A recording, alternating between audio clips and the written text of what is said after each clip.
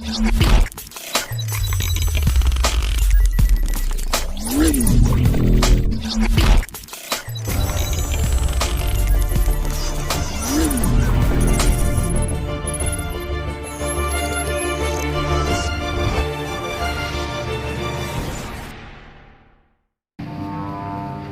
Kedela Vanzani dari kelompok 6. Di sini saya akan menjelaskan tentang proses produksi minuman ringan di PT Coca-Cola Amatil Indonesia. Dalam proses produksi secara umum minuman ringan di PT Coca-Cola Amatil Indonesia, terdapat beberapa tahapan atau proses sebelum produk jadi berupa karbonat soft drink sampai ke tangan konsumen. Selain itu, proses produksi minuman ringan ini menggunakan bahan baku pilihan yang berkualitas tinggi. Pada dasarnya, proses produksi minuman ringan di PT Coca-Cola Amatil Indonesia dibagi menjadi 4 tahapan proses produksi, yaitu yang pertama, pengolahan air, yang kedua, pembuatan sirup, yang ketiga, pencampuran atau mixing, yang keempat, pembotolan atau filling. Dari keempat tersebut adalah proses produksi minuman ringan di PT Coca-Cola Amatil Indonesia. Cukup sekian penjelasan dari saya. Selanjutnya akan dijelaskan oleh Muhammad Ridho Yosi. Sekian. Salam dan bahagia, saya Muhammad Ridho Yosi Pratama dari kelompok 6. Di sini saya akan lanjut menjelaskan teman saya Akia tentang identifikasi yang dibutuhkan oleh PT Coca-Cola Amatil Indonesia.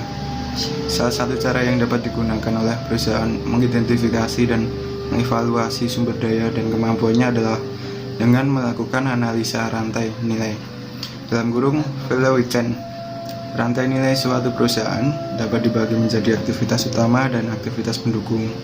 Aktivitas utama dalam kurung primary activities berhubungan dengan penciptaan fisik produk, penjualannya dan distribusinya kepada pelanggan serta pelayanan purna jual. Inbound logistik, operasi, outbound logistik, pemasaran dan penjualan, serta pelayanan merupakan 5 kategori aktivitas utama. Aktivitas pendukung dalam kurung support activities memberikan dukungan yang perlu untuk aktivitas utama.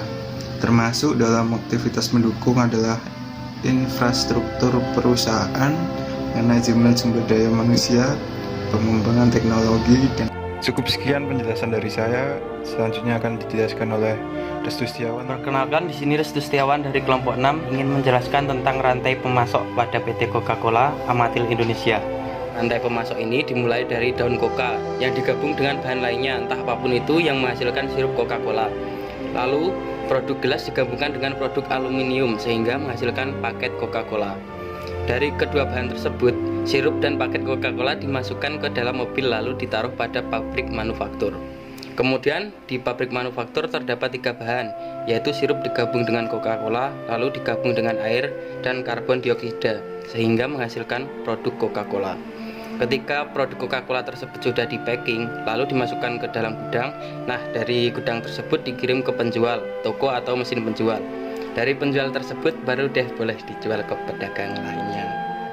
Perkenalkan, nama saya Indika Burhanuddin dari kelompok 6. Saya akan menjelaskan bagaimana pengelolaan rantai pasok pada PT Coca-Cola Amatil Indonesia supaya lebih efektif dan efisien. 1. Mengimplementasikan pelanggan atas dasar kebutuhannya. 2. Mengkhususkan jaringan logistik untuk kebutuhan masing-masing pelanggan. 3. Memperhatikan permintaan pasar untuk menyusun perencanaan. 4. Membedakan produk sedekat mungkin pada pelanggan dan secepatnya melakukan konvensi sepanjang manajemen rantai pasokan. 5. Mengelola sumber-sumber suplai secara strategis untuk mengurangi biaya material maupun jasa. 6. Mengembangkan strategi teknologi untuk seluruh rantai pasokan. 7. Menggunakan ukuran kinerja antar jaringan. Supply chain manajemen yang sukses membutuhkan perubahan dari pengelolaan fungsi individual menjadi suatu aktivitas yang berintegrasi ke dalam proses inti supply chain. Sekian dari kelompok kami. Bila ada kesalahan, mohon dimaafkan. Terima kasih banyak atas perhatiannya.